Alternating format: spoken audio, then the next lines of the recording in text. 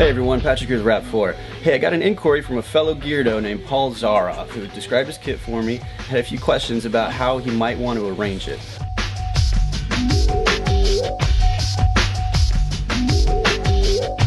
Yes, I do have some experience with suspenders.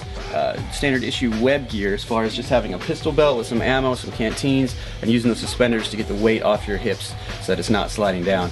It's pretty useful, it's pretty comfortable, looks a little old school, but it's not bad, especially because you can attach some things to the straps if you wanted to, and you can always just unclip it. So here I have a Defender utility harness in olive drab.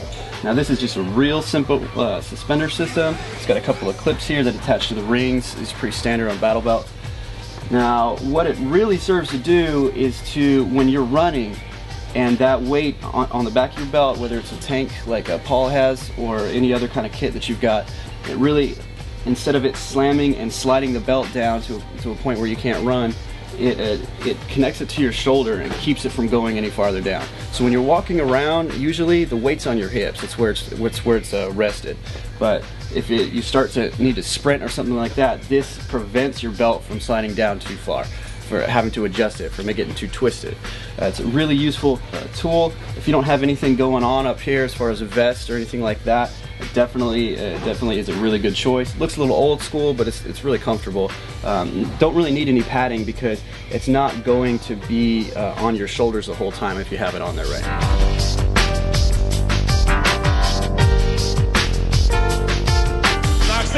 So the first solution, which you may not like, is to move your pistol somewhere else, perhaps on the back or on the left, or somewhere else that you can access it, so that you can take your box mag and with these MOLLE straps on this pouch, slide it into the side. Now I wouldn't try to weave it in there because your end goal is to get it off quickly. However, to keep it somewhat secured, I would put it over one loop and snap it back on itself. Now if you have it like this on your belt, it's going to add a little bit of weight, and that might exacerbate your problem that you had with your air tank. But if you have some suspenders, it should mitigate that pretty well. If you want to get to this, the only thing you're going to have to do is unsnap these two snaps, slide it right off, put it in your marker, and you're good to go. Solution number two is to use a RAP4 2-point sling and use this box mag pouch basically as a bandolier. So you'd be using it over one shoulder, and it would drop this box mag at the exact same place. Now this is going to allow you to just take it and put it straight in your marker. You have an extra sling on you. I don't know if your marker has a sling right now or not, but it's a really secure way of doing this. I know Maxpedition does a lot of bags that over the one shoulder. It's not going to go anywhere. It might move around a little bit when you're running, but I don't think you'd notice it too much. Especially, it would allow you to still use your TPX pistol in the same spot. You can simply rotate this a little further back.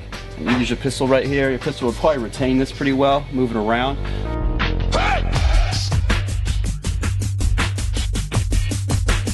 Now I mentioned this plate carrier that we're set to release soon. I don't know when, but I do know it's on its way. And plate carriers are my preferred vest, and the reason is exactly the same as yours. I can't stand over bulky vests. I don't like feeling restrained or strapped down or tied down. I really like having just a small plate on the front, small plate on the back to mount gear to. Now here, the only thing I have on this are two 20-round D-mags, a flashlight, I got my name tape right there, it's my call sign, and a camelback. Now I'm going to wear a camelback no matter what. Hydration is really important. You need to keep drinking water. If you're thirsty, it's too late. You need to stay ahead of that. So I'm already accepting that I'm going to be having the shoulder straps of a camelback. So really all this is adding to it is a plate on the front that I can mount MOLLE pouches to. Now I really like having the extra ammo here. I always reload from my belt, however. I never speed reload from my vest unless I have to, but that's a really rare occasion. So this is really here as a reserve. Now as far as the heat problem goes, these are very well ventilated. There's a track of mesh material down the center that gets some air between you and the vest. I haven't noticed any problems. I felt comfortable out here this summer. Here in California, Northern California, it's been about over 100 degrees some days. We've been out there playing.